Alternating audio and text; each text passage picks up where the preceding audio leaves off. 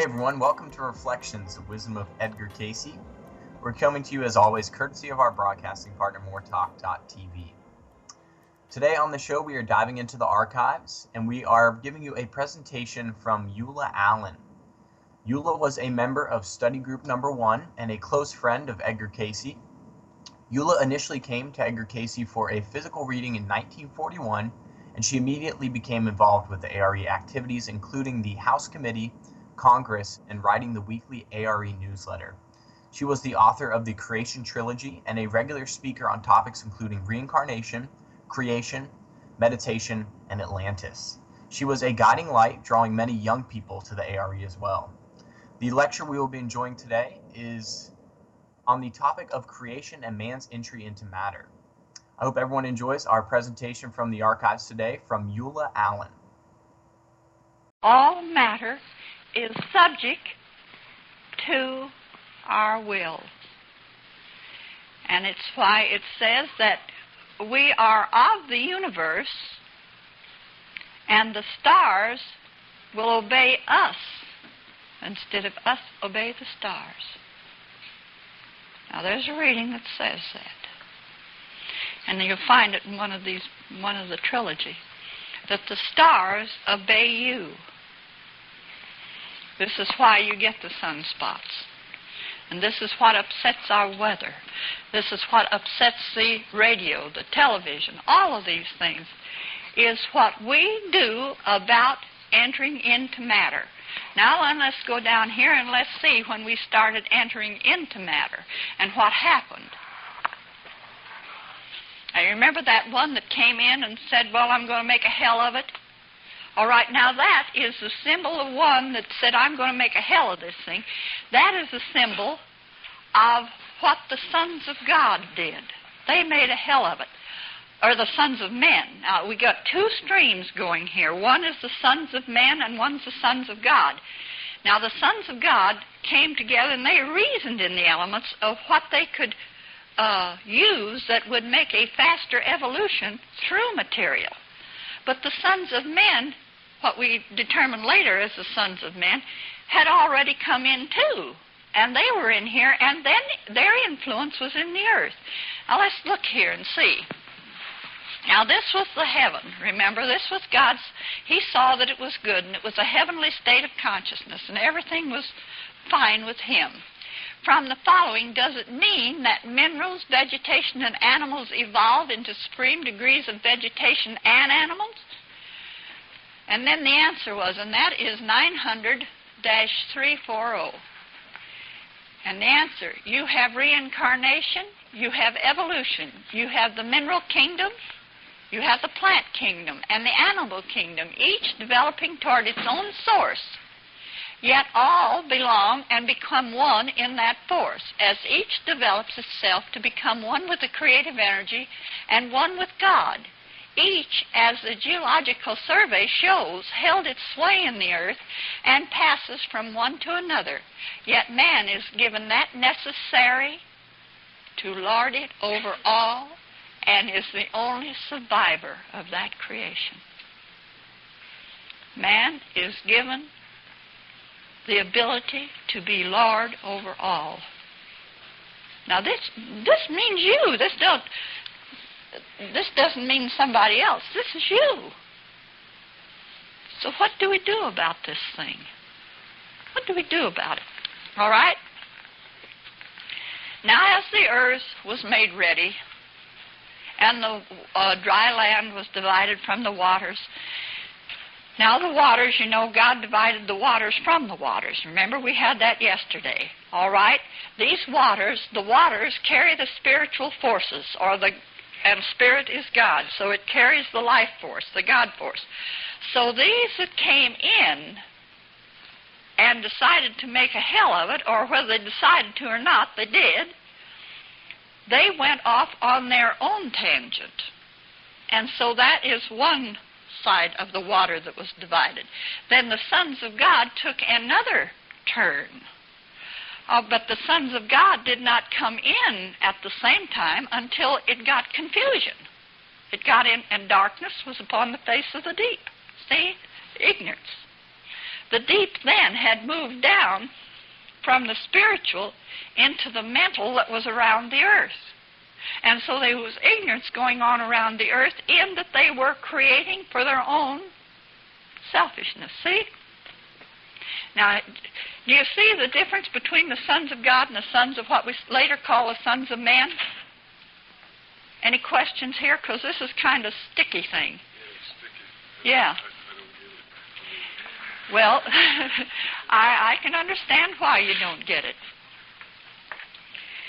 You see, don't you remember when the earth was being formed and the mists were gathering, and it said the sons of God came together to reason in the elements? They came in to make an easier pathway or a safe pathway for the souls as they moved in and began to work with material. Because this is why they came in the first place, was the desire to become a part of material, because the material itself is of God.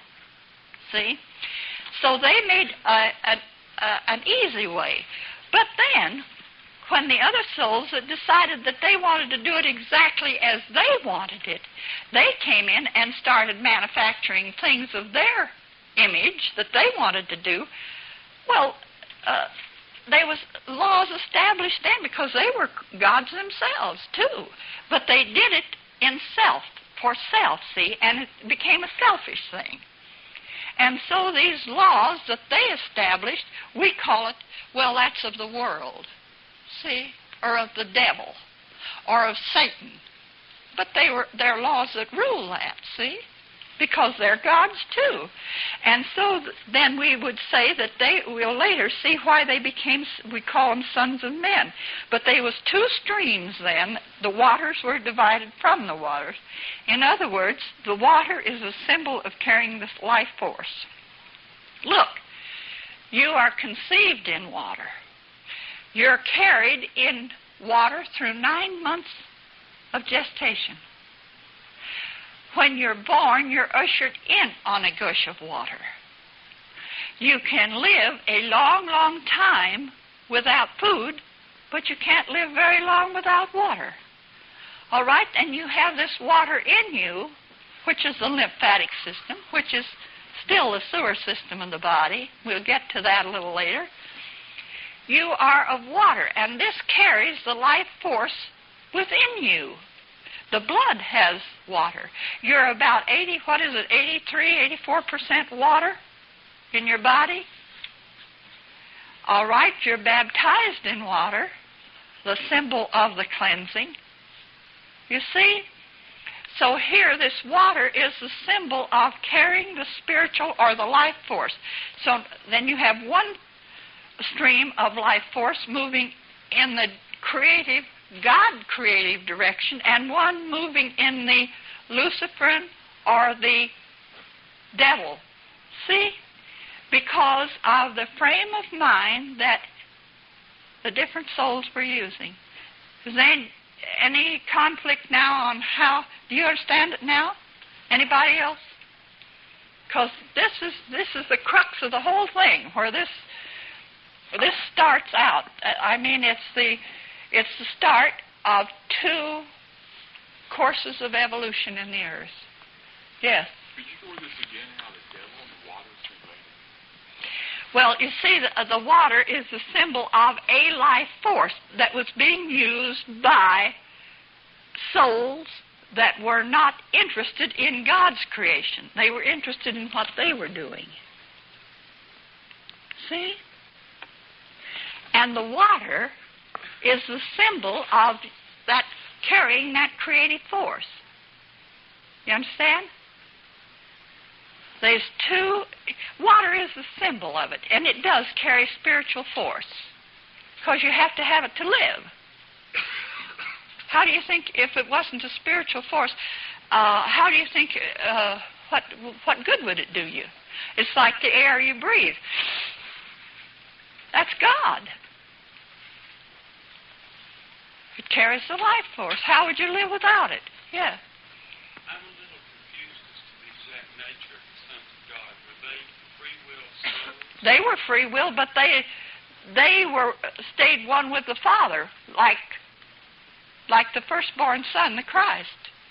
Well, now, the sons of man can become sons of God. Yeah, that's what we're working toward.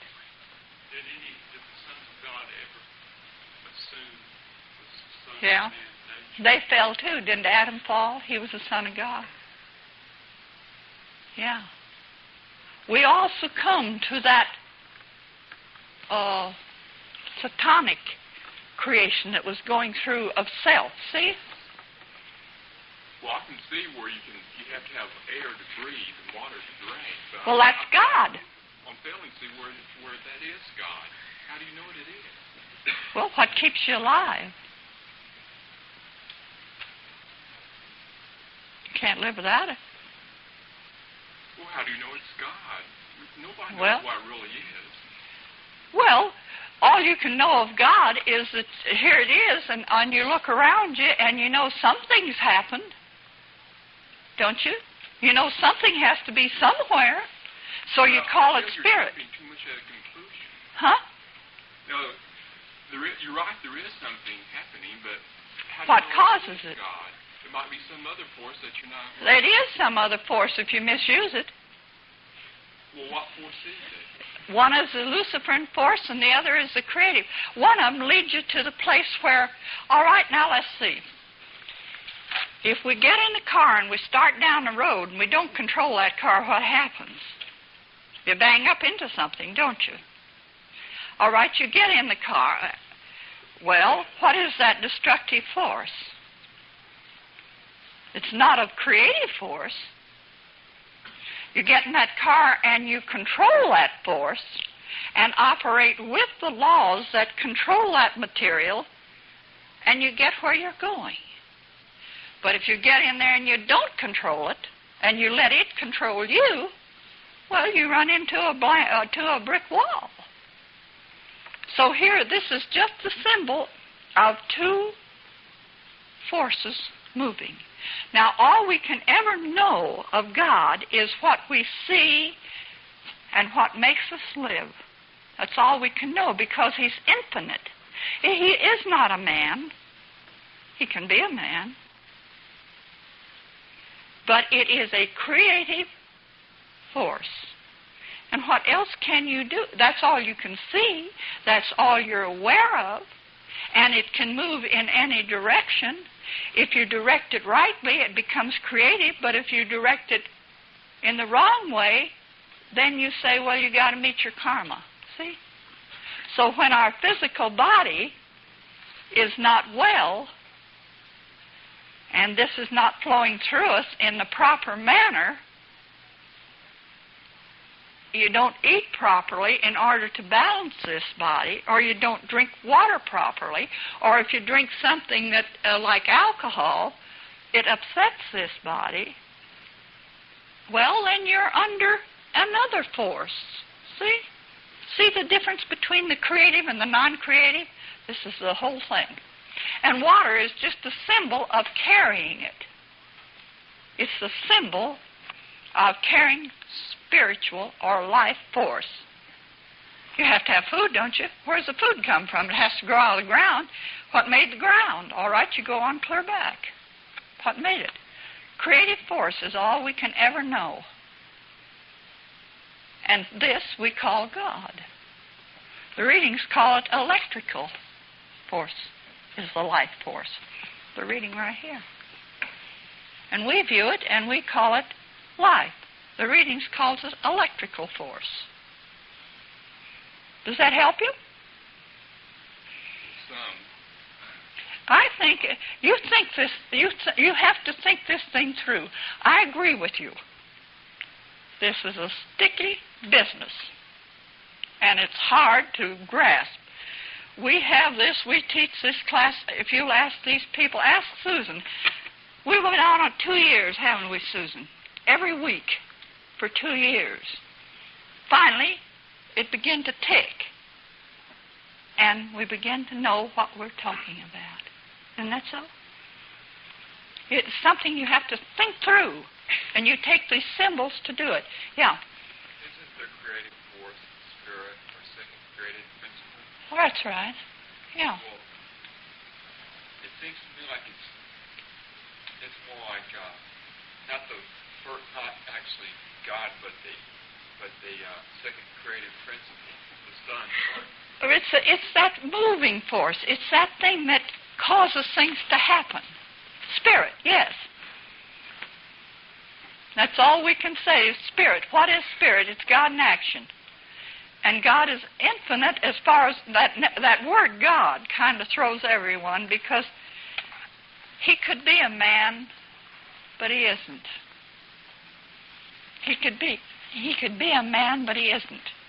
He can be anything in the earth that we have any concept of. He can be an atomic bomb if he's misused. Or he can be a laser beam which cements the nerve in the eye. See? Used constructively, yes. Then we say it's God. Used destructively, then we say it's Lucifer, the devil, or Satan. And that which is used destructively produced what we call the sons of men. And we have all become sons of men, in that we do not all the time attune to the creative, because part of the time we're using our selfish purpose to create something that is not of the creative force. See? Now this is the two streams. And this is what happened. Here they are. And they're looking down here on this water, because that's where all life started, was through water. We came through it. We still have to come through it. They looked down here, and according to the readings, they moved in. Now, that was old Lemuria. Look, and it might have been even further back than Lemuria, because the readings mention Da and La, and then it calls Lemuria La. So on the musical scale, it says that music is one of the building blocks. So you have Do or Da, Re, Mi, Ra, Fa, So, La.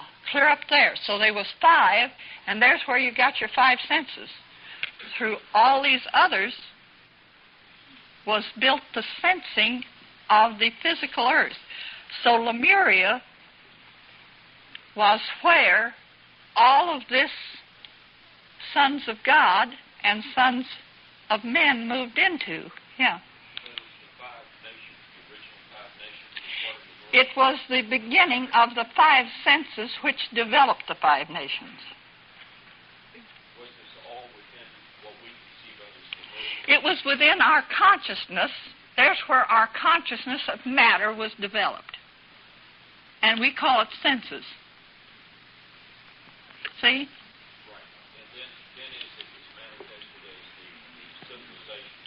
Right. Later, yes. And these civilizations came, well, now they say the Earth is 6 billion years old. That's what science tells us now. It was 6 billion years old. So how far back this Da, Ra, Ma, Tha, Solati, yeah. Wait just a minute. She's asked a question. What is this Da, Ra, La, Ta? Are you saying that Do, Re, Mi, Fa, Sol, La? Right, and they were... But it doesn't go that way. Do, Re, Mi, Fa, Sol, La. La is 6, and you said it was 5. Well, I said this is where 5 senses were developed. Now, maybe it didn't start on Da or Do. Maybe it started Do, Ra, which I think it did. How do you know? I mean... All you read the readings and you'll find out. Oh, okay. That's okay. That's where you got it.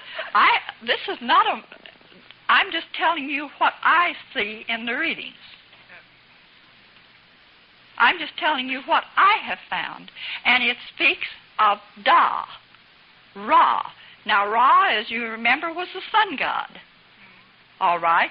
Do, Re, Mi, Fa, So. All right? In the beginning, when they moved in here, like this and they started moving a grain of sand around, well, they didn't have any sense developed then, did they? So that was do, or da. They didn't have any sense? Senses, like we know, 5 senses that you're talking about. They had to develop it. In the physical body? In the soul force. So they had to develop that, see? So then by the next time they came in, they began to feel. Well, then maybe it was 1,000 years or 1,000,000 years. How do we know? Then da, ra. Then when they came into ra, they knew they had a sense of feeling. See? So where does this do or da, ra originate? You have it in music. I know, and but it's, before with the senses. music is one of the building blocks of the universe. And so they had to use rhythm. You remember it said in the beginning, the sons of God came together and they sang, and over the waters played the sound of the sons of God. And your musical rhythm, where did you remember when Jesus was born, the angels sang in harmony? Music is one of your building blocks, and it has all gone into building our 5 senses, our civilizations, anything. It's part of it. Yes, Jim? Well, I think when they had gotten up to Lemuria, which was do, re, mi, fa, so, la, see? La, the reading's called Lemuria La, which would have been the 6th, wouldn't it? 6th. Then they had begun to take on bodies. And that's, now here, we'll have that right here. Now here's where they started. See, here they are beginning to come down into here and to partake of what was going on. And they, well, we'll say, now this is a symbol. We'll say we moved down in there and we began to move a grain of sand around. So you began to feel, didn't you? You began to feel what was happening to that grain of sand. Well, maybe that happened over no telling how long before they began to think, well, now if I had a little propeller back here, I could move this grain of sand, see? So they were gods so they could sprout a tail to propel that through the... Yeah, Jim?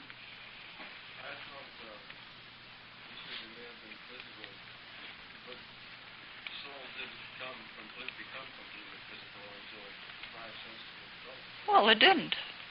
This is there where they're just starting to feel around. What? Were the waters still at this point, or did the souls coming in cause the movement of the waters? No, I think that the waters were already at this point, because it said when the earth was prepared for the sons of God came in. Let's see, one of these, there's one of them that says that. It says right here, let it be remembered or not confused that the earth was peopled by animals, for it was peopled by man. So, but we began to manipulate the animals, see? We came, don't you know, it says here, the vegetables, we came through first that grain of sand. We came through that, we experienced that. Then when it got up to the vegetable place, we moved in and we became as trees. So the reading says. One woman had a reading and she was allergic to roses. And she wanted to know why. And it said, well, you liked them so well back there, you created roses for hands. And then she had them and she couldn't get rid of them, see? So then she hated them to pieces because she couldn't get rid of them. And in that hate, she developed an allergy. So we moved through that. He was first, what?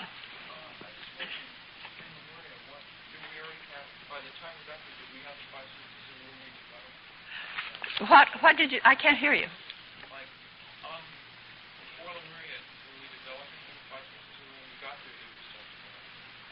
I think we were developing it all the way from Da. By the time we got to Lemuria, we had moved in to the animal even. Before we had moved into the mineral, and then we moved into the vegetable, and then we came through the animal. That's why you are part vegetable. The readings say we are part mineral, part vegetable, and part animal. Where'd you get this hair on your arm? All right? Why do you have to eat vegetables to get the right kind of vitamins? Why do you have to have minerals in your body in order to maintain a body? Yeah. Now, the readings say that man appeared at 5 places. That's right. Man. He said man. Then that man, those souls that came down and started manipulating the material. That wasn't man. Man didn't come till later. We haven't got that. Yeah.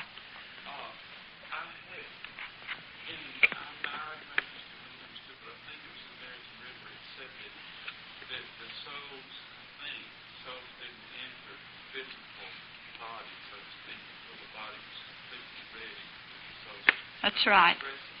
And that was Adam when man entered. Huh?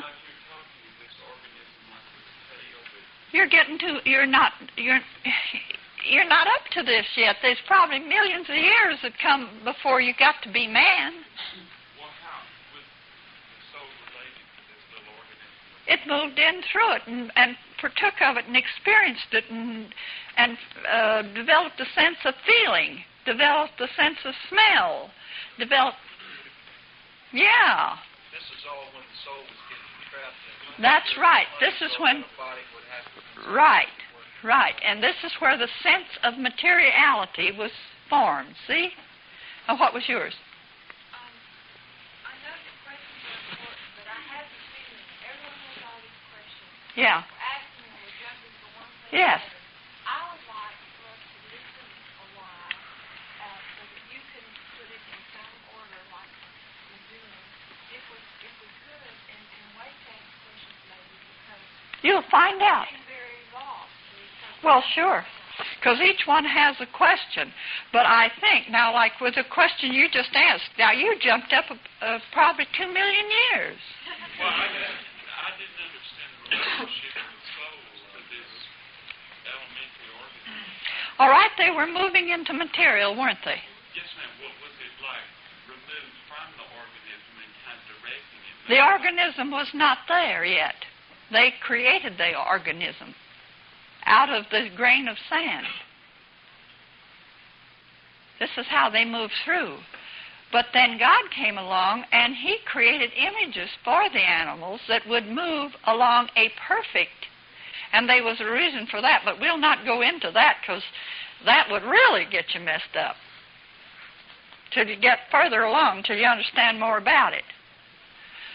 Let's go back now, like she says, and let's go back, and here we're into this. Now then, as we go along and we develop, these souls come further and further in, and this begins to evolve. And some of the animals are animals that God now, but this time, God's images have begun to unfold. And so we begin to partake of God's images that He has established. See? And that's what I told you yesterday, that I felt that He said that the seed was within itself. And there had to be no fertilization other than by the Spirit. But we came in and we began to trigger the life forces in them to create what we wanted to create. Yeah. Was there any such thing as a law of the jungle, or is this what man put on the earth? I think so, yes. That's my belief. Because I'll tell you what makes me believe that there is the law of the jungle was, He says, in the latter days, the lamb will lie down with the lion. And this instinct of killing, of eating, we didn't do that when we first came in, you see. This was later, when we began to taste. Things like lions and stuff would be. Yes, I think that at that time, because He said that He put the fruit of the tree in for and the grains and for the substance for the animal. And man was not. He didn't have to eat. Man didn't have to eat. In that even up into the early Atlantean period, the reading said he drew from that about him that which he needed, even to the adornments of the body. You're God's. But the further you moved into something like this, the less you remembered the laws that governed it, and the less you knew how to overcome the law that this material established. See? See this now? No, you don't, I know, but maybe as we go along a little later, you will. This is a hard thing to understand. Now, here's where your evolutionists lose themselves, right here. They cannot understand that there was two streams of life going instead of one.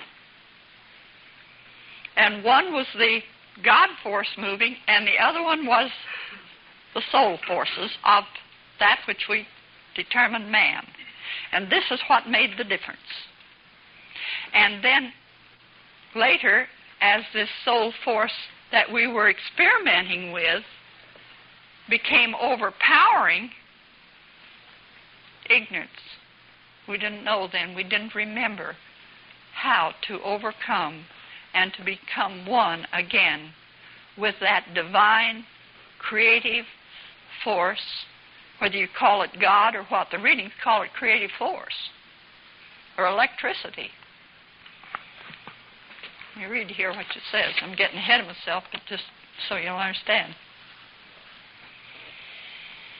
As is the electrical vibrations given, know that life itself, to be sure, is the creative force, or God. Yet its manifestations in man are electrical, or vibratory. Know then that the force in nature that is called electrical, or electricity, is that same force ye worship as creative, or God, in action. Seeing this, feeling this, knowing this, you will find that only does the body become revivified by the creating in every atom of its being the knowledge of the activity of the creative force or principle as related to spirit, mind, body, and then all three are renewed. It's the knowledge. Now, this is what we're trying to find out here. We're trying to give you is the knowledge of this life force that is moving through you, and that you become aware that this life force, where'd you come from? You had to come from someplace. So how do you know where you want to go if you don't know where you come from? This is all we can ever know in the material earth of who we are. Now, when we move out of this earth, and the reading says we have to complete this earth cycle before you can move out. Now, I don't say that this is all the knowledge there is to understanding this. This is just what I have been able to unravel. And there may be many things that would help you to understand it better, but I haven't found them. That reading number is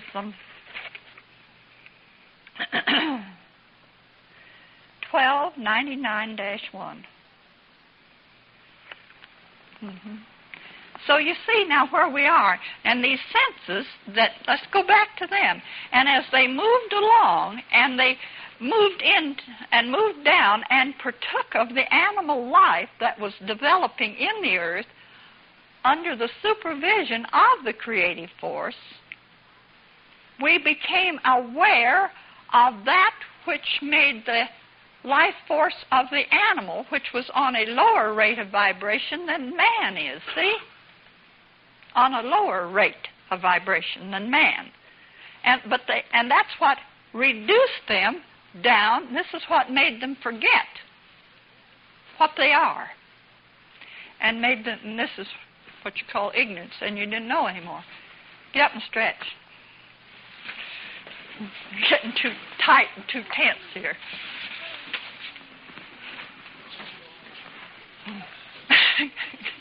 About got you down, huh? Well, you ought to be in some of our classes we have during the winter. Oh, we get in a regular hassle. This is mild.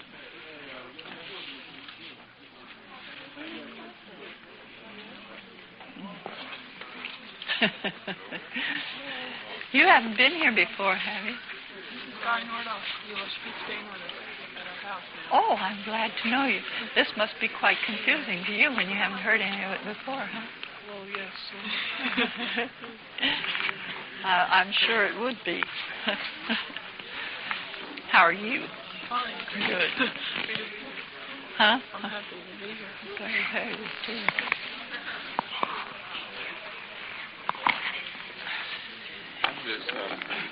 This is just from the readings in this theory of evolution or creation. And the Bible together, they fit like this. Oh, this is your own personal theory. No, it's you go in the readings, and this is what I tell you. I've studied this 30 years, and this is my concept of how it. But the association put its stamp of approval on it, or I wouldn't be here. And this was what Mr. Cayce taught us. It's not just complete. That's why I say there's probably a lot more in those readings to be dug out that would make it much more clear. It's not just my theory. It is the philosophy of the readings and the Bible put together. And I'm just trying to get across to you the intricate, involved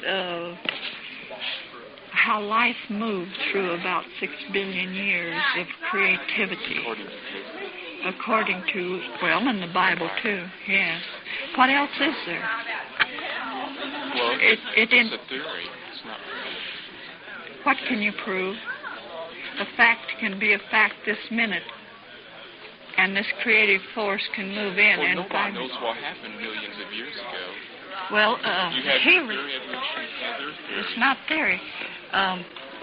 Do you believe that everything is recorded? Where did he get all this information?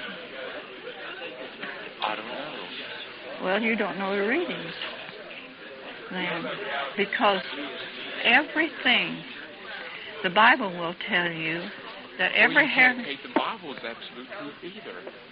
Oh, is that so? That's true.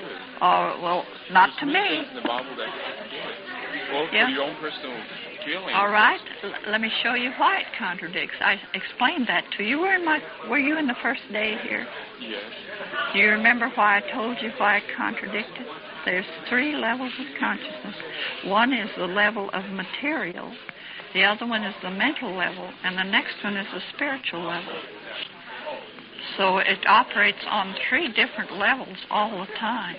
And you can look, what they proved here in science when I was a child now is thrown out in Pensotol. And they proved it. It isn't so. Everything is in flux. Everything is in flux. And it can be true this minute, and in a half a minute more, it's not true. Same thing with this theory. It could be true now, and years from now, it could be disproven. I told you, yes. To be sure, this is where we are now. This is the best we know now. And if you can accept that, it'll help you. I know, because I've had 30 years of it, and it helped me to understand. Now, if you can't accept that, then get in there and dig it out and find out for yourself. Well, you can't take everything that Cayce says absolute truth. I haven't found one thing. Let me tell you something. I had the finest doctors in this United States. And they told me all over the United States that there wasn't anything they could do for me. And I came down here, and he didn't even see me. I was in Norfolk. And he gave me a life reading. He didn't know me. He gave me a physical reading. He told me everything that the doctors told me, and that he said that was true. But this was what was the matter with me. And it was very simple. And I did what he said, and in 6 months I was well, and I've been well ever since. You're right. Oh, Cayce is remarkable. He had powers as far above science. Well, but Cayce has been wrong. not that I've ever seen. I've seen people say he was. I know. I asked Julian, and he says that. But it's because when I went back and went over it, I saw that he was... This power that we're not familiar with... I'm not going to argue with you. I don't want to argue with you. I'm giving you what I have. Jumping conclusions, what it was. Well, I'm not jumping. I don't... What he's done, This is what I'm trying to do. Now, if you want to prove it, you go ahead. I'm not here to argue with you, boy.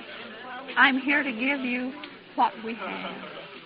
And if you can't accept it, then you just have to search further. Okay?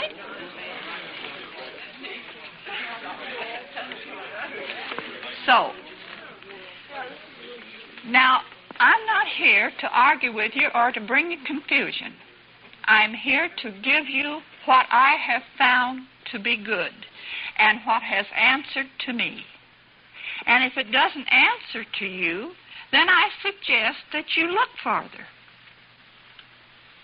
This is all I can give you. If it doesn't answer. But as far as I am concerned, and through 30 years of reading these readings, I haven't seen one time where they didn't prove out. Now, I'll show you why. He said that Hugh Lynn doesn't believe they're all right. Let me show you something. My older son had a reading, a life reading. And the life reading said, this is the soul entity that so much has been written about and so little known. This is the rich young ruler, and his name was Nicholas, that the master loved. Well, wasn't very long after that till I was reading through the readings, and it said, this is a rich young ruler. This entity is a rich young ruler, and his name is Jason. I thought, well, here's a discrepancy. Now then I got to find out what's going here. So I went to Mr. Cayce, and I said, what's the meaning of this? There's evidently a confusion or a mix-up here. Well, he said it would seem that way, but he said if you study these readings, you'll find at that time that a rich young ruler would be classed as one who had a large retinue of servants, or would have power over a large vineyard. This would be a rich young ruler. But if you'll notice, he said, this is the rich young ruler that so much has been written and said about and so little known. See the difference? And there wasn't any confusion at all. But at that time and that place, anyone who was a young man and had a retinue of servants and a large vineyard was called a rich young ruler, because he ruled his domain. It didn't have to be a kingdom. They were small, but they were classed as rich rulers. And this was the way that their life was set up. Now, this is the way I have found. If you take and look into these readings and you find a confusion, and I've looked for them, and I haven't found one that couldn't be explained. So when they say that, I know we had a bunch of experts come in here and said, oh, they're only about 87% perfect. Don't believe a word of it. Before we go on, diaform, starting like the 10, when they started to take on the material. Yeah. Okay, then you say like when like the soul started taking on the material, that was just Yeah. A medium or a way to get... Here's what they did. You see, they could draw from that around them. All right. So they'd draw an atom of mineral, they'd draw an atom of something else, they'd draw this to them just as they needed it, just as they wanted to express and experience it. And they were experiencing. This is what developed the senses, see? Yeah, I see that. Yeah. I'm just wondering, okay. But now then, when God's animals come along, this was another creation. It says that all flesh is not one flesh. Okay, then those animals, those were God's animals. In other words, like... Some of them were, and some of them were our own expression. Okay, some of them are... Yeah, and some of them. Then we like... how do you say it? We took on life from the animals. In other words, like, it didn't evolve through the animals. That's right. It says right here. Now then, and God said, let the waters bring forth abundantly the moving creature that hath life, and fowl that may fly above the earth in the open firmament. So there was a whole period of time where they started down here until they got up to where they flew in the open firmament. They evolved too. Now a soul evolves too. When it was given that package of free will, that free will was what was given it the ammunition to evolve with, see? You are still evolving in the state that we had gone through. Or are you saying that we had gone through that same state? I would think so. I would think so. We drew this to us, but we were gods, and so we were able to create. Yes, would you say that even that has its little spark of God, which is developing? It's life, isn't it? Yes. All right. But that's the creative force. It's kind of hard to divide that. You don't have to divide it. Just take it where it is. Yeah. You take it where it is. And if it's evolving on, it may, like I told you about the little nature sprite that was pumping into the plant life. That's what that is. See, it's on that level of evolvement. Well, would you say that we started out that way? We partook of that activity. We were great. We were sons of God. But when we moved into the material, we partook of that. See? And then we partook of a little more, and a little more, and a little more, and a little more. And as we went on, into the storehouse went what we knew of our experiences. See? Look, if you experience something, and if you go out there and you say get in the automobile, and if you don't take care of it, and it bumps into a stone wall, and you've experienced it, you know better to do it next time, don't you? Well, all right. They got into that, and it didn't work out, but they knew that the laws that controlled it, that they didn't want any more of it, or they did want some more, see? Okay. Two things. First of all, these souls, had the choice of free will, to take on the material. Yeah. Okay, but, the material was still one of God. Yes. Okay. So when they took on the material, this is, what I don't see is, either, it started, there, with intent and, evolved, the soul, or, yeah. The soul has to evolve, too, you see, along with it. Sure, yeah, but, they evolved through the animals, or, in that one, it's they had the souls had an effect on the animals, and, Right. Oh, okay. They had an effect on the animals. Yeah, you got it. And so the animal, a little later, they had the effect on the animal when he began to kill the animal to eat, too, didn't it? Uh-huh. Yeah, this is the way it's built, yes.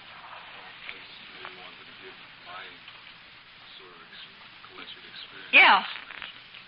The way I see this material is that, in the readings it says that the earth was peopled by animals before it was peopled by humans, by man. And in the beginning, God created the cosmos and the spirit and the souls, the soul entity. Yeah. There's two different things. The cosmos are like the solar systems and the galaxies, and the souls were us.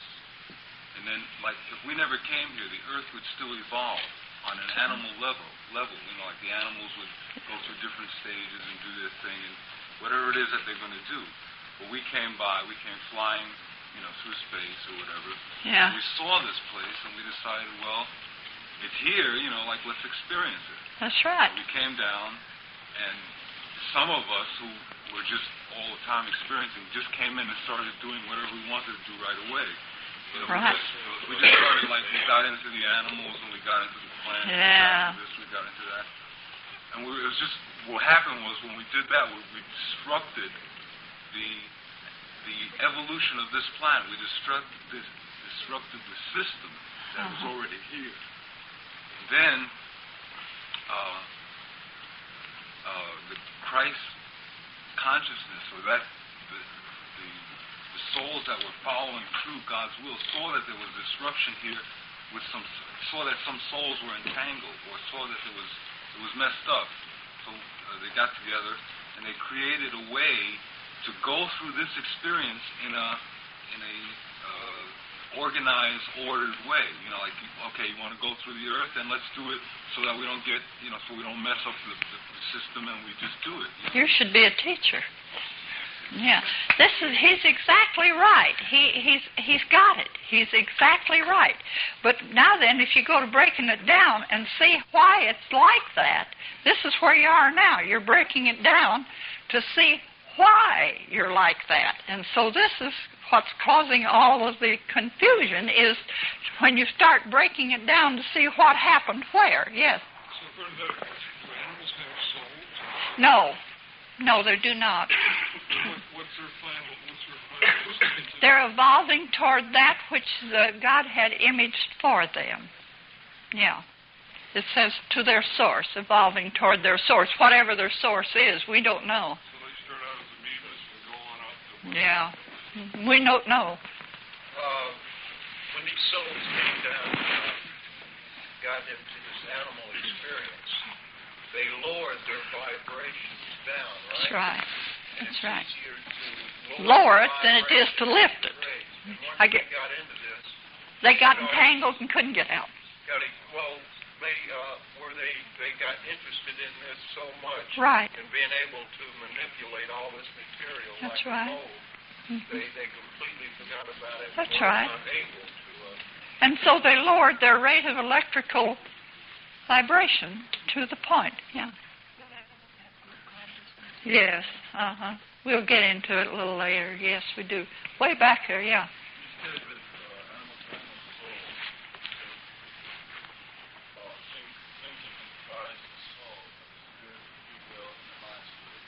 Yes, they have no free will of their own. See, they're under our will. Said, don't you remember he brought them to Adam to see what he would call them? Yeah. I think the reading says somewhere that, I'm not sure, that animals, each species of animals has a collective Right. soul.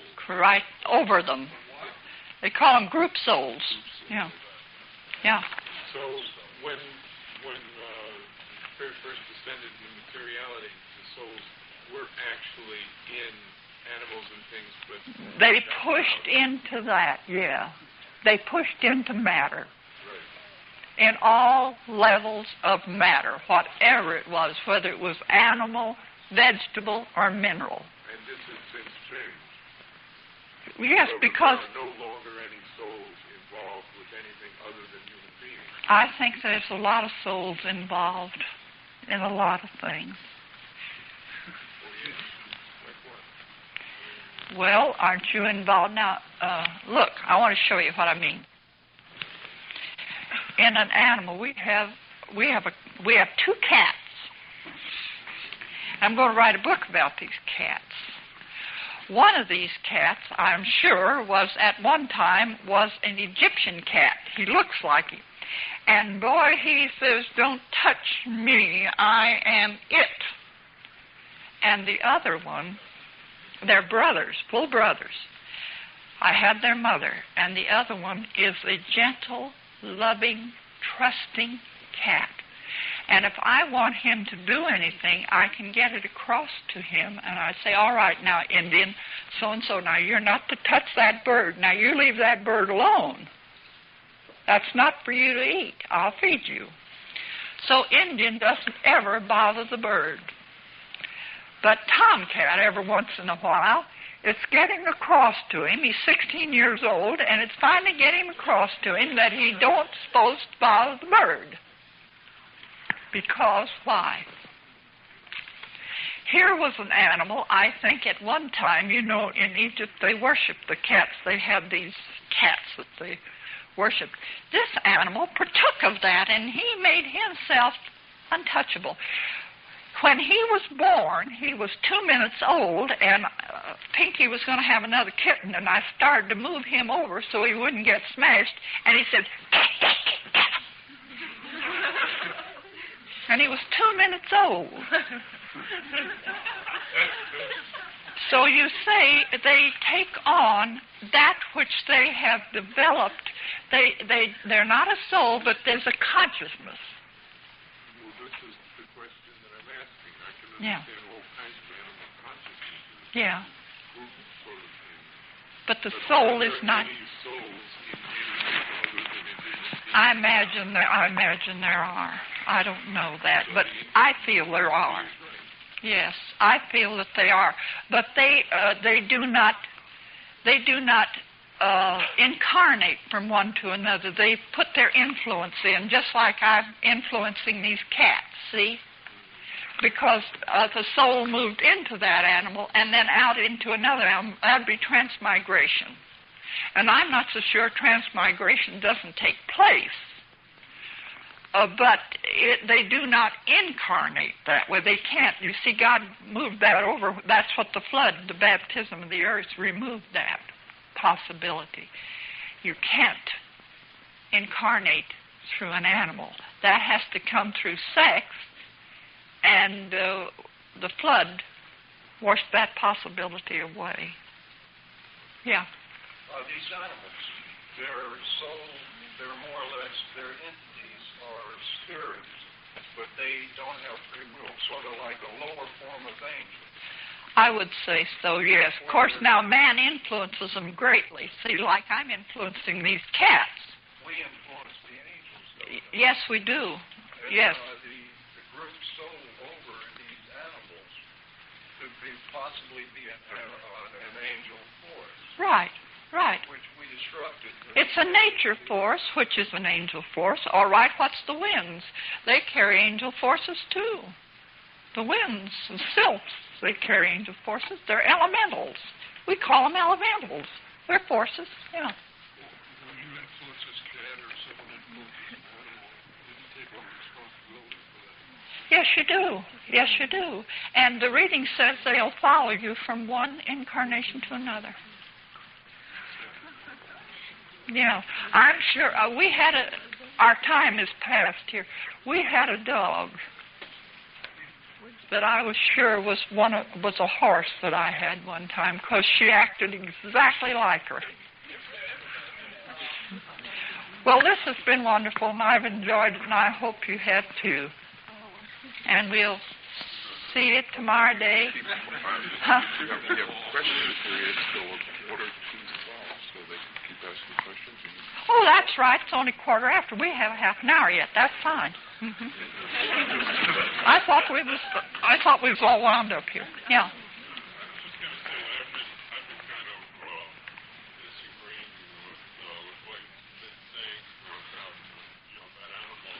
Yeah. Being so different than people, I think there's something wrong here.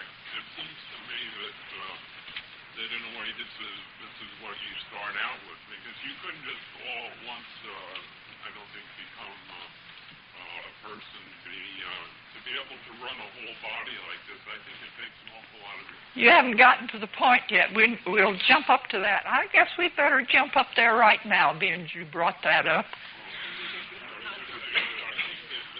have to start out just experiencing matter, having absolutely no Right. control over it, then having a little control. Right. And so on up. And I think that this is what animals are. They haven't got individuality as such, because they fade from one to the other. But as they develop and accumulate experience, they separate themselves. You know, let me tell you what I think about this. Now, this is my own. Yeah. Okay. This is my own personal opinion of this. what animals are. The reading says they're group souls, and I didn't intend to get into this but you people's minds are pretty sharp. I think that the animal soul, it says they're group souls, I think that these are souls that was off in that spiritual darkness before God said, let there be light, and the Christ went after those souls. I think they got so involved someplace else that they do not know or do not have a will, a unit again yet. They expended their riches, see? And this is a way for them to bring back to that soul unit. That's why he said he gave the animals to Adam to see what he would call them. When you call something, you expect an answer, don't you? So, and he wills that not a soul should perish. So who are we to say that all life won't finally evolve into a soul unit? See? I don't ever remember seeing the worded that way, that he wills that none shall perish. I think I've seen it said that he doesn't will that any will perish, but on the other hand... No, he says, the readings say, God wills that not a soul shall perish. You'll find it in the readings. He will. That's right. He wills that every soul will have a way back. That every soul. That not one will be lost. It says it over and over again in the readings in different ways. It says that not one soul shall perish, not one soul shall be lost. Not. Well, it says he wills that no souls will be lost. That doesn't necessarily mean that they can't be. No, it doesn't. No, it says that they can. The only thing that can make a soul lose is itself. Is itself. If it, but all right, but he wills. That's his will. But we've got a free will, and it's his will that we don't lose ourselves. Yeah, but that's it. It's his will that we don't will not to lose ourselves. No, look, we got a free will. He can't. God himself. It says that God himself cannot go against our will.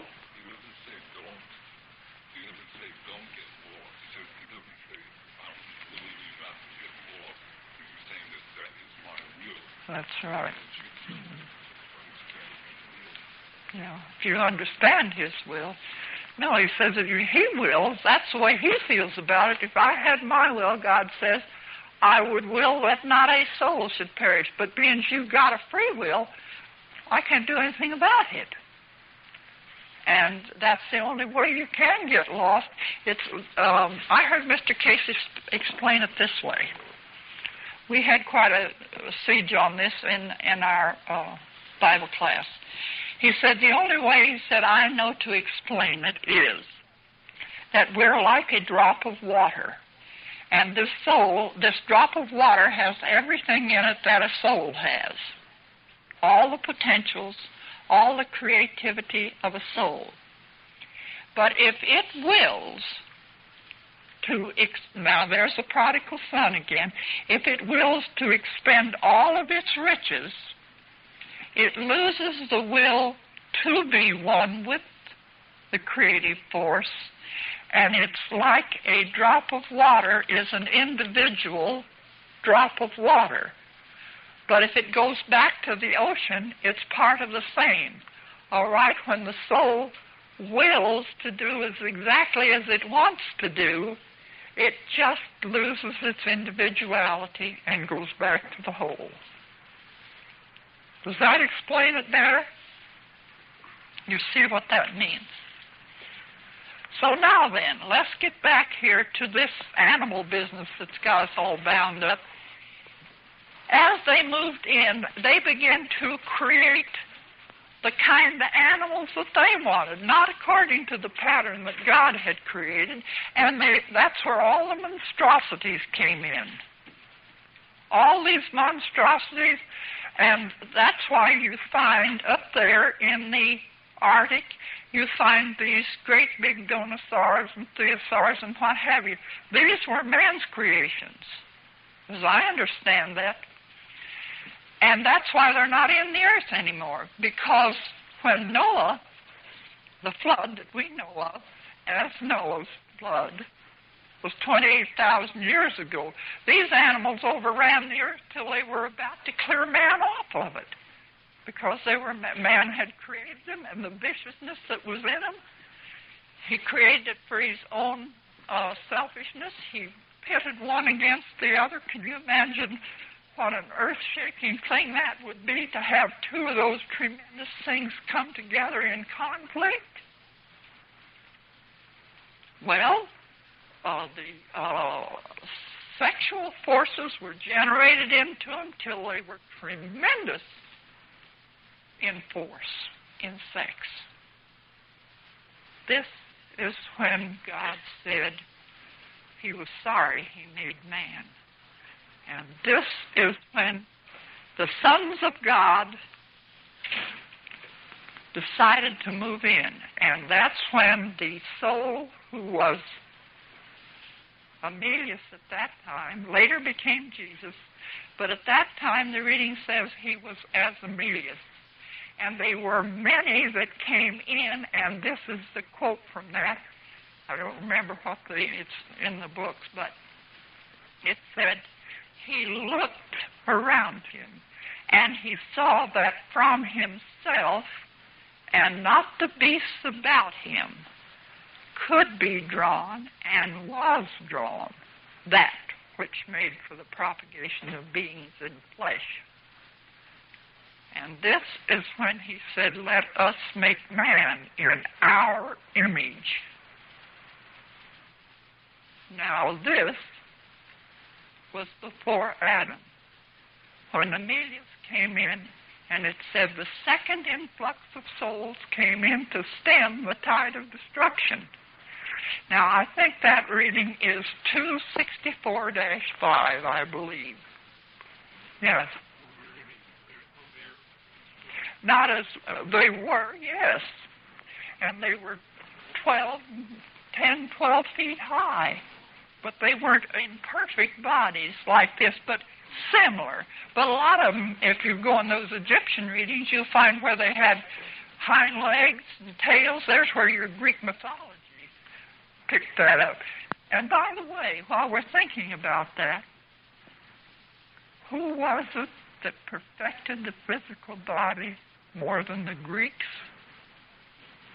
Their physical body, but they had before them all the time, they had their mythology. They remembered, I think that those people were some of the second influx that came in to stem that tide of destruction that was in the earth.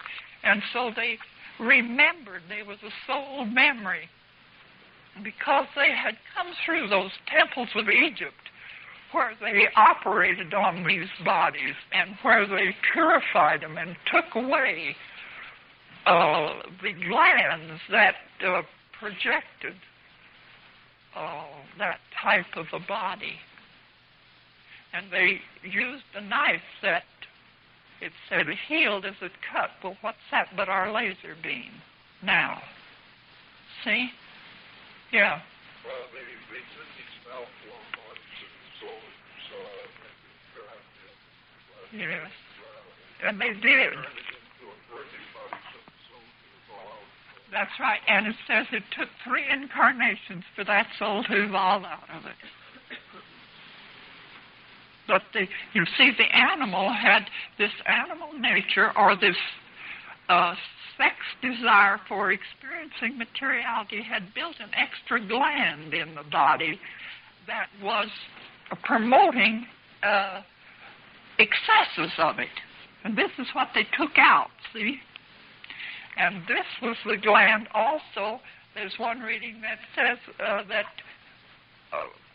was responsible for the hind legs of the body. And so they were removed. And these half-animal bodies and with souls in them They called some of them. They didn't even have souls. And we're right on that track now, where we're able to create bodies. And they had no souls. They called them automatons. And they served them. Some of them took souls. Some of them souls went into, just like you get a possession. Yeah, that was up in the Atlantis, but it overflowed from Lemuria, too. It was already, that's really where it started, was in Lemuria.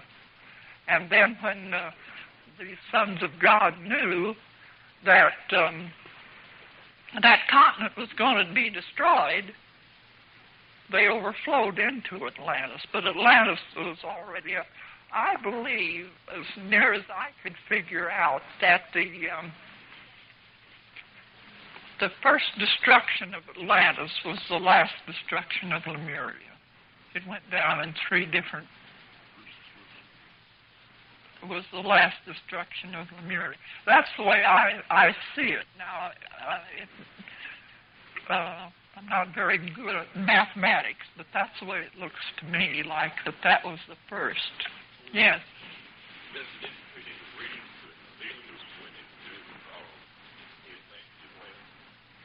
Yes, that's where he went in. That's where the second influx of souls. And it took him, he went in there 200,000 years ago. And it took him, and there was where the Immaculate Conception took place. Just what I told you. He saw that from himself, and not the beast about him, could be drawn and was drawn. That made the propagation of beings in flesh. And then the flood came along and cleared the land. Now, there's years and years of study in between here.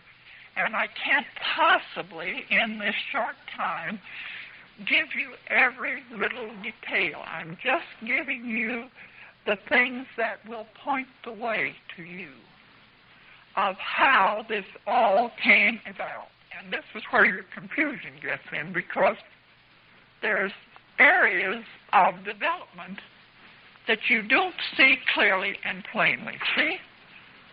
Yeah.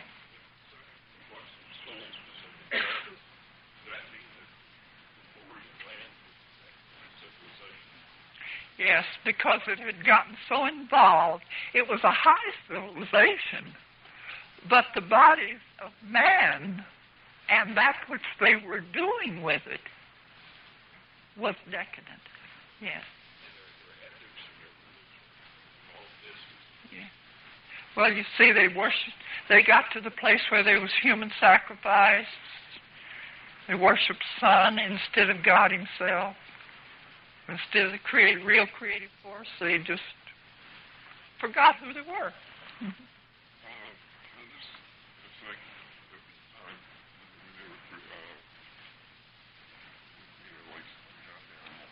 Yeah.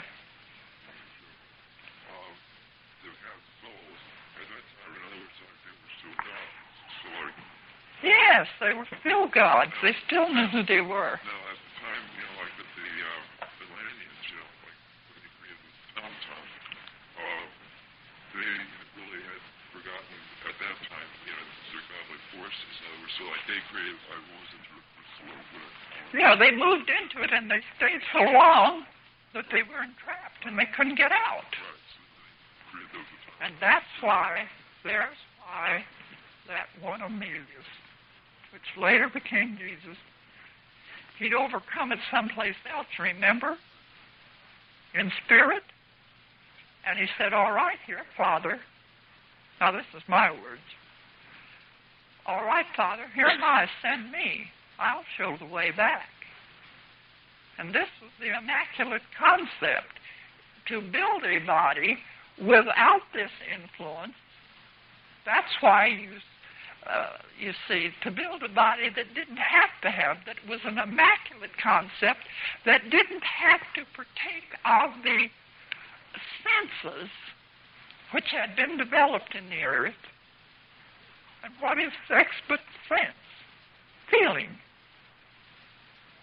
And this was developed by those that had been partaking and had built it into the earth till it became a law.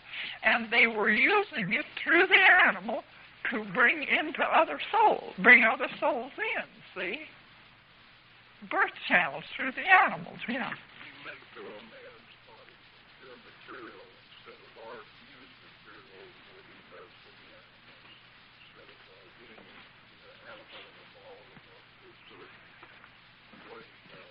Well, he still has, yes. You see, when he came in as Emilius, he had overcome this someplace, and he knew the laws of material. He knew the laws, and he saw that from himself must be drawn. So he drew a pattern from himself. Who was the pattern? Lilith. And that was not a soul, it was a pattern.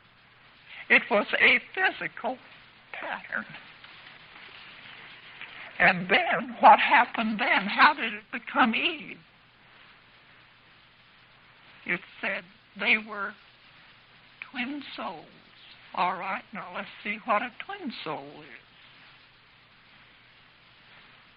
There's a companion soul. That's what we were created for in the beginning, remember?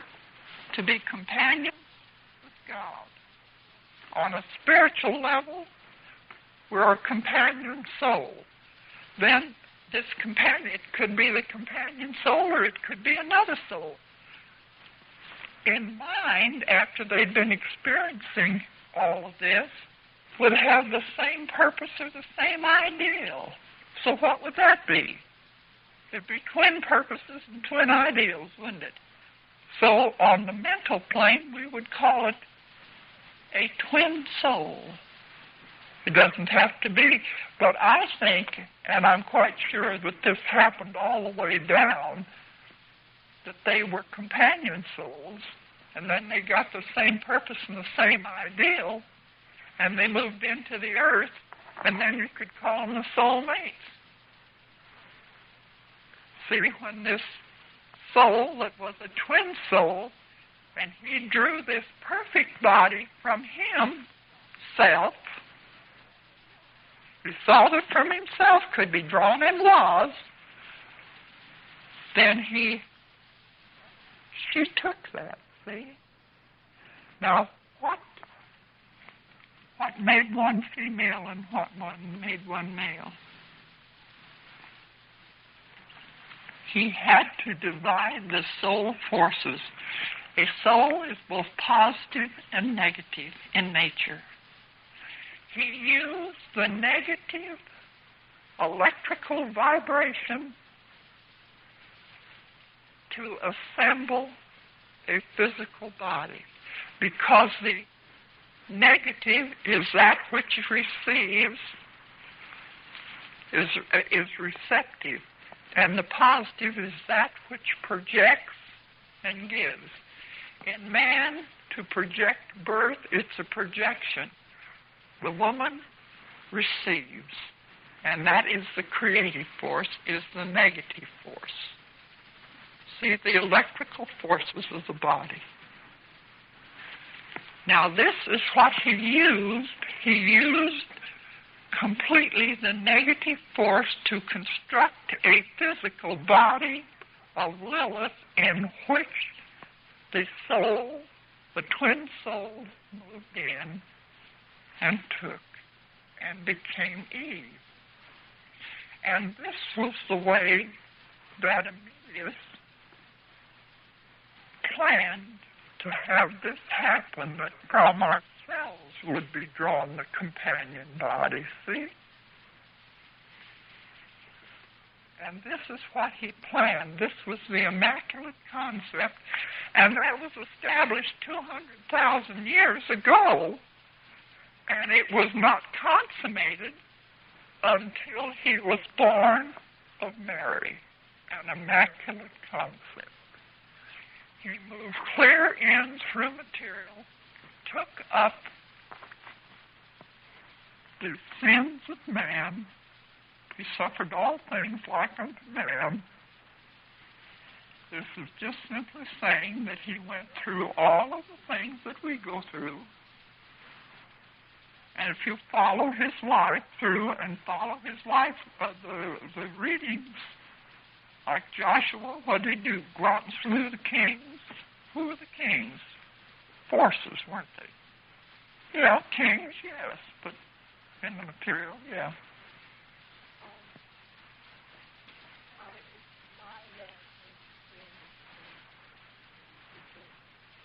Well, that's all right.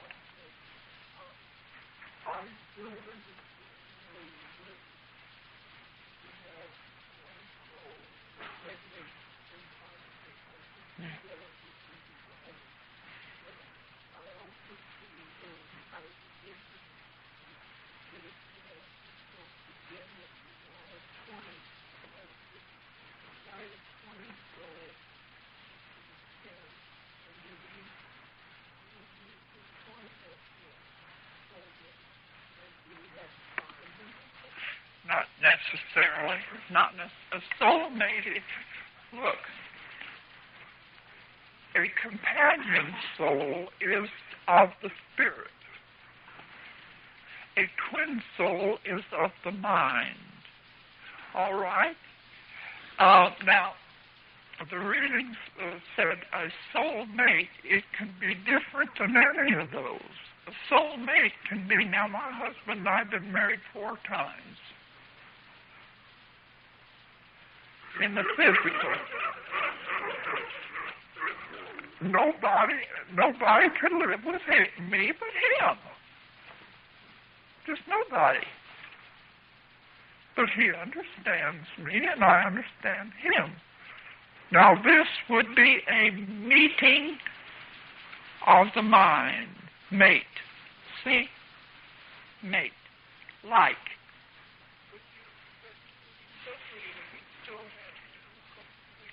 Two complete souls. But now then, let's see what makes it different.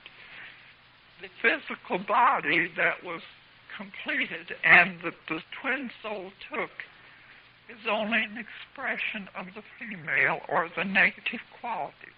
So Eve had to suppress the positive quality in order to inhabit that body.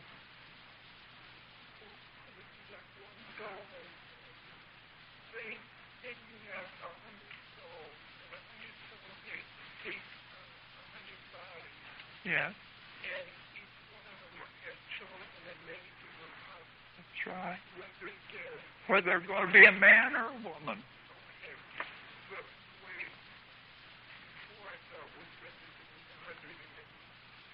No. You see, the positive or the negative was suppressed in Adam because he suppressed it in order to give expression to the negative over there. And he sustained that. He still sustains us.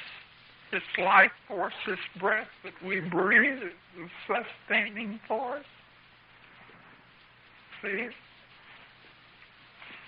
And this, look, if you're going to have a light, you've got to, in the electrical forces, which is like is in our body, you've got to have a negative wire and a positive wire before you can get a light. Haven't you? And it has to be in perfect balance or you don't get any light.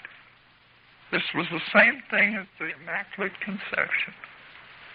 When they perfectly balanced, after going in and taking upon and building a body that was life was in the earth with a pure concept. Now they intended to really keep this concept, and this was to be the way back. But then they lived in the earth a long time, I would say, and Eve probably got very used to seeing all of the sexual activity going on around her. And after a while, if you see somebody high as a kite, most of the time you get used to it, don't you? You get used to seeing these people, and you think, oh, well, that's just that person. All right, she got used to seeing sex go on all about her. And so then she got to thinking, well, no, maybe that's not so bad. Maybe I just made this up in my mind. Now, maybe if I partook of it, I'd find out different. So that's what it says. That Satan, it is that negative thought within her that she held and projected out. And this was what, when she partook of it, then she said, well, Adam, I don't see it was so wrong. She said, there's nothing to it. So then she offered it to Adam, and that's why he said Adam fell, see. Then the reading said, Thomas, the guru asked, he said, when was it that Adam knew that he was going to have to overcome this? Said after the fall. After the fall. And then he began to, he walked in the garden in the evening. What's the evening? It's the time of rest, isn't it? When the sun forces, or the positive forces, are subdued, and the moon forces, or the negative forces, take over, and then Adam's mind began to reach in and see just what did happen here. Just what is the matter. And as said, he hid in the garden. They hid in the garden. Where's the garden? It's here. It's just like us. We don't like to face ourselves, do we? I'll tell you a little story about this older son of mine. He's quite something. He thinks farther out than I do. Well, anyway, he was going to college. So he came home, and I unintentionally said there wasn't any such thing as time or space. He said, Mother, have you lost your mind completely?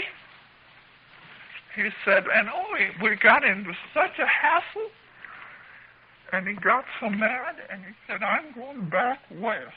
He said, so it was cold as mischief.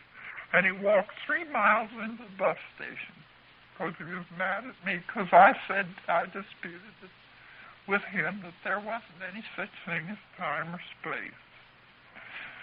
When he was in college and he heard all this thing about conquering space and conquering time, and I said there wasn't any such thing. And I said, well, Mr. Cayce said that. He said, who is this man, Cayce, anyhow? He said, I don't believe that. And so he walked clear into the bus station on a real cold night. And he said, every step I went, he said, I knew I was going to have to take that step backwards. So about 4 o'clock in the morning, he came in half frozen. But this is the thing. Adam had to go through a period where he recognized and had time to think this over in the quietness. Now, Bruce thought this over in the quietness of the evening, and then he thought, well, maybe this isn't exactly true that I've been thinking that there is space to conquer. Maybe that isn't true. And so now he's the one that got the life reading, and it told him what to do and what to do and what to do and what not to do. Told him never to be the prosecutor. So, well, about that time he got pretty uppity again, and so he decided he was prosecuting attorney of Lake County out in California. You know what happened to him? Everything. His wife left him, about lost his home, and everything happened to him. Well, he got back on the rhythm, and his wife came back, and he saved his house. And that was a good lesson, but every once in a while, he thinks there isn't any time or space he has to. This is something we have to build in us, is this concept is, it is a concept, yes. If we can have a better one, that's good. But as long as we have the better one, then we have to work with what we have. That's the same with him. Until he could find out that there wasn't a concept, that space and time was only a concept, then he had to work in space and time, yeah.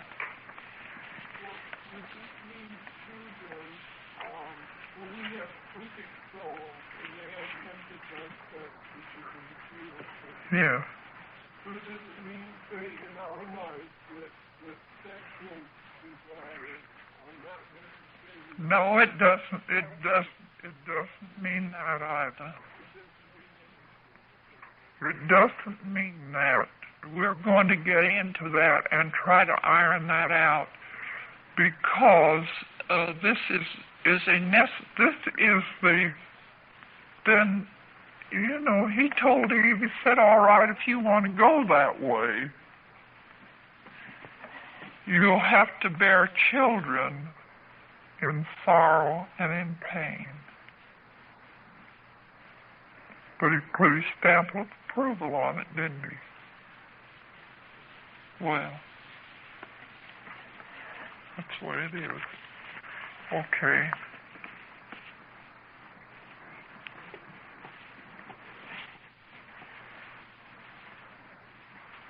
Our Father, our God, we thank Thee. Hope everyone enjoyed our presentation today from the archives with Eula Allen. To watch all of our previously recorded shows, you can always visit our website at edgarcayce.org/radio. Or you can follow us on Facebook at Reflections, the Wisdom of Edgar Cayce. Thanks to a request put in by one of our listeners, we are now working on offering all of our shows as a podcast to be available on iTunes, so please stay tuned for that. On behalf of everyone here at the Association for Research and Enlightenment, and of course moretalk.tv, I'm your host Brenton Bickerstaff, reminding you that all effort to improve yourself and to be of service is always accounted for on your path.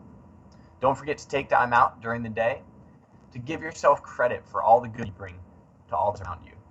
I hope everyone enjoyed the show today and our presentation from the archives with Eula Allen. Hope everyone has a wonderful week, and we will see you next week. Thank you so much for tuning in to Reflections, the Wisdom of Edgar Cayce.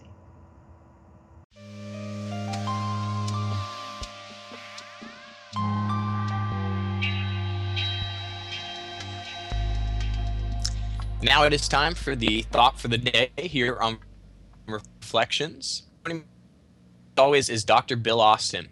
Bill, thank you so much for joining us today for the thought for the day. Greetings, Brett. Always a pleasure to be here. Thanks for having me.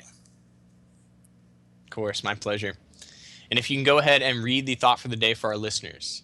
I'd be happy to.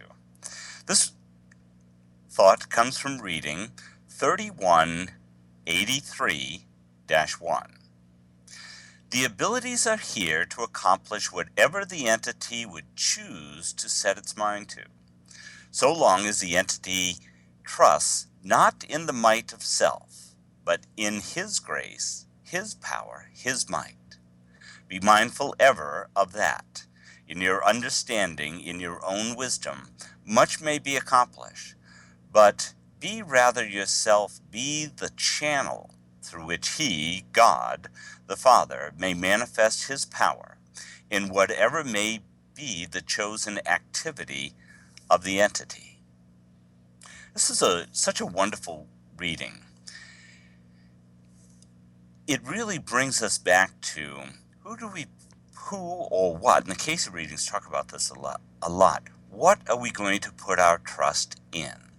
Are we going to put our trust in our own thought system, our ego, which is in survival mode while we're in this physical body? Or are we going to go a little bit deeper and listen to that voice for God within us, that Holy Spirit within us, that communication link with God that can keep us on the right track?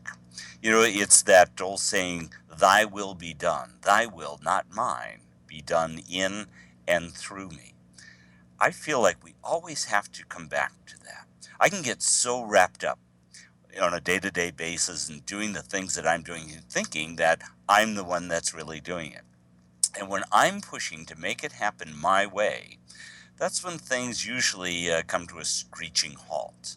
But if I can keep in mind, let me be a channel through which His blessings can come through me, it keeps me in line, and it allows me to stop, take a breath, and just ask, am I on the right track? And that asking, with that asking, an answer will come. And you've mentioned this in the past, Brent. That answer many times is coming through our intuition. We just have to stop and listen and say, okay, let thy will be done in and through me. I'm trusting that you know what needs to be done, that your insight is more advanced than mine. So let me listen to you to have you guide me. This is such a wonderful reading. Absolutely. Yeah, I couldn't agree more. This reading's really powerful in that it's really empowering. It's kind of it's a beautifully spoken way to explain that we have free will. It really stresses the importance of free will. In the last sentence, it says, in whatever may be the chosen activity of the entity. This, to me, is defining free will. It means that we can do whatever we want, whatever activity we choose to be, but he stresses that we always have to be mindful ever of the understanding of there is this guiding force. There is something working through us. It's also very empowering that it says the abilities are here to accomplish whatever the entity would choose to set its mind to, so long as the entity trusts not in the might of self, but in His grace, His power, His might. And you talked about the ego, and I think that's hugely important to what's brought up here, is that we have to understand that we can only do so much on our own. A lot of times, following our ego and following, not listening to our intuition and not realizing that, we all reach moments where we can't do it on our own, and we realize that we do need to reach out for some help. There are so many ways to do that. For me personally, I've reached a number of moments over the past year where I realized that I don't have it within myself to find all the answers. And as much as my ego would love to say, yes, you do, and keep pushing through it, there comes a time where you have to take a step back and you have to realize that, there is a higher force, whatever form of a higher power that you have. It's vitally important that you understand that that's working through you. And although we do have the free will to make whatever choices and, make the missteps, what we deem a misstep, we always have this guiding force that we can always come through. That's always kind of channeling through us. Yes. And like you said, our intuition is an incredible tool for us to always use as kind of our gauge to measure things. When you said take a step back, sometimes when we do that, it allows us to be guided into a tremendous leap forward, though it may not feel that way at that moment. But to take a step back, refocus, and consider, where are we putting our trust? Are we putting it in ourselves, or are we putting it in those creative forces that can guide us to where we want to go? It's a wonderful one. Right. Absolutely. And one of the other things I love about the Cayce material is that it's kind of the emphasis on this idea that enlightenment is not a thing or a place to achieve. It's this constant journey where when we make progress, we make huge leaps forward. Sometimes, we can ride this high, and then we may fall back and have, a bit of a low, maybe a little, a little confusion, a little bit of difficulty with what we're coping with. But then it's always followed by another jump. There's always jump back, as you said. A step back can lead right into a huge jump forward. And I think that's the beauty of enlightenment. It kind of keeps us balanced, and it's like a beautiful system of checks and balances that allows us to reevaluate along the way. Right. And the Cayce readings always reinforce that we have help along the way. And that help may be the person we're standing next to, or an insight that we get through a thought, or from hearing that still voice on the inside. Yeah, absolutely. Wonderful. Well, thank you so much for sharing your thoughts with us today, Bill. It's always a pleasure to have you on the show. Oh, it's great to be here, Brent. Thank you for having me. Have a wonderful day. Absolutely. Thank you. You too. And I'll see you next week. I look forward to it. Perfect.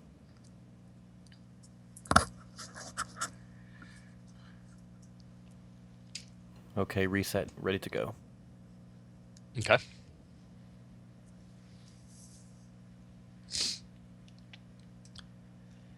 And now it's time for the thought for the day here on Reflections. And joining me, as always, is Dr. Bill Austin. Bill, thank you so much for joining us today on the show. My pleasure, Brent. Thank you for having me. Always great to be here with you. Absolutely. My pleasure. And if you can go ahead and read the thought for the day today for our listeners. I'd be happy to. This thought comes from reading 987-4. To bring hope, to bring cheer, to bring joy, to bring a smile again to those whose face and heart are bathed in tears and woe, is but making that divine love shine in your own soul. Then smile, be joyous, be glad.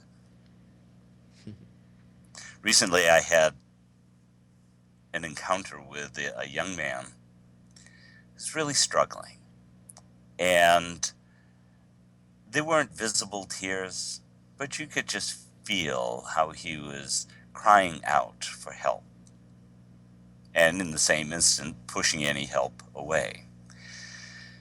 But, I feel that we encounter these people all of the time. And the best thing that we can do is to be centered on the inside and offer them a smile. We really don't know how far-reaching that is going to go. If you were walking down the street and you saw your best friend coming at you, how would you feel on the inside? Wouldn't there be a smile on your face and a grand hello?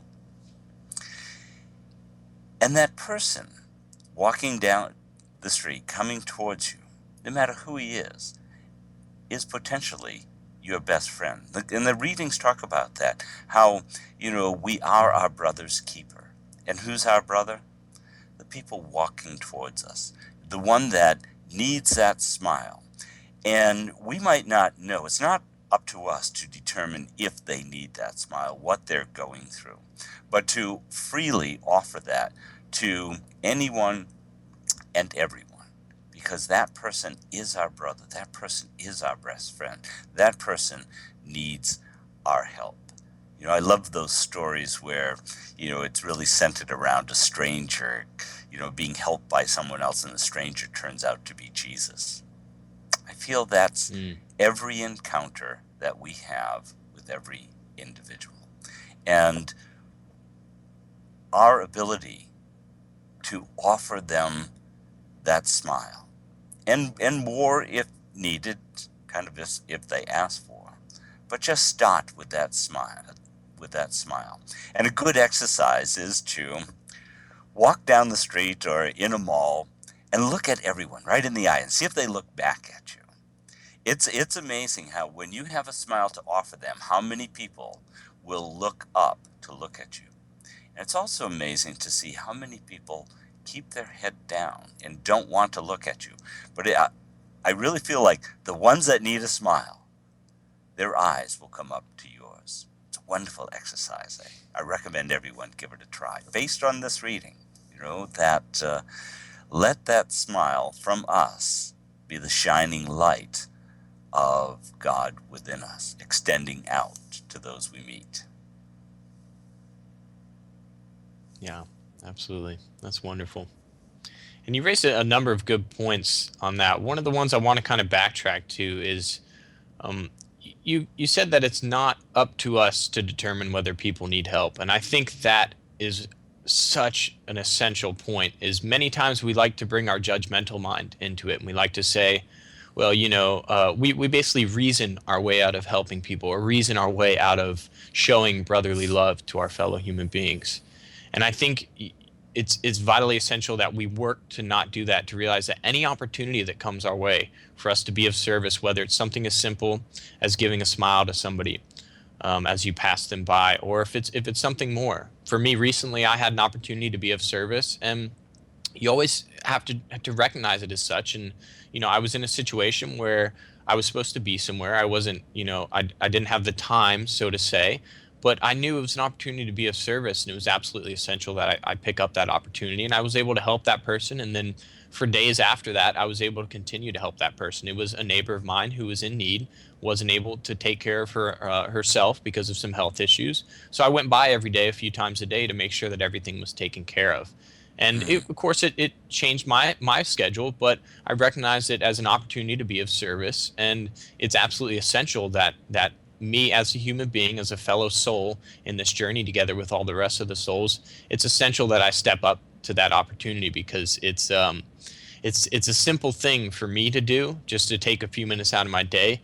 But for her, she would always, label it as a godsend. She said, "Brenton, you're a godsend." I said, that's beautiful, because it's something so simple for me to do, and yet it makes such a huge impact on her, to bring, to go in there and be smiling and tell her, absolutely, anything you need, here's my phone number, call me. These are opportunities that I think are always presented to us all the time. And even in a little bit of a smaller form is the exercise that you talk about, which is a beautiful exercise, to just go outside, go to the mall, and just bring a smile to the world, because you never know what everyone's going through. And chances are, in kind of this transitional, bit chaotic times, everybody's dealing with a lot of stress on their plate. So Yes. to be able to bring something as simple as a smile, it's this little tool that we can have. It's a practice, as you say, that we can bring, that can make huge impacts on people, to people who are going through the tears that we may not see, in the woe in their mind and in their personal life. So I think it's absolutely our calling as human beings to bring these practices into our life. Yes. And your example is a good one, because we don't have to go out of our way to find these people. The Cayce readings, right? Many times people would ask, well, gee, what should I do? And the answer was, do what's in front of you. And I think if we start with that smile, if more is needed, we'll become aware of it, like you and your neighbor, and it started with a smile a long time ago, which says you're concerned about her. And when there was an opportunity to be of service because she had some needs that she couldn't take care of herself, then you were open and receptive to giving that. And I think that is a tremendous amount of freedom inside of us. We don't have to figure it all out. It'll be presented to us. And our actions, our attitudes on the inside will reflect, is the divine shining through us. Yeah, absolutely.